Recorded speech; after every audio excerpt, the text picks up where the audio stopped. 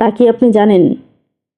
আপনার খুব ক্লোজ কেউ আছে যাকে দেখে মনে হয় সব কিছু ঠিকঠাক, কিন্তু ভিতরে ভিতরে তিনি আপনাকে ধ্বংস করে দিচ্ছে। টক্সিক মানুষের উপস্থিতি ধীরে ধীরে আপনার জীবনে বিষের মতো কাজ করে। প্রথমে হয়তো টের পাবেন না, কিন্তু একটা সময় মনে হবে আপনার চারপাশটা ভারী, মনটা ক্লান্ত।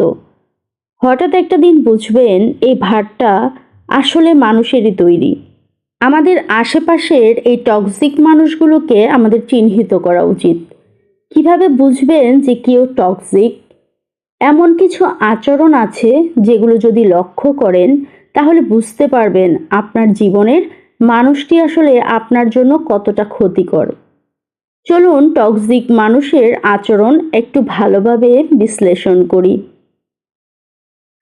এক, সব কিছুতে খুঁত ধরার অভ্যাস। টক্সিক মানুষ এমনভাবে সমালোচনা করে যেন আপনি কিছুই জানেন না, পারেন না।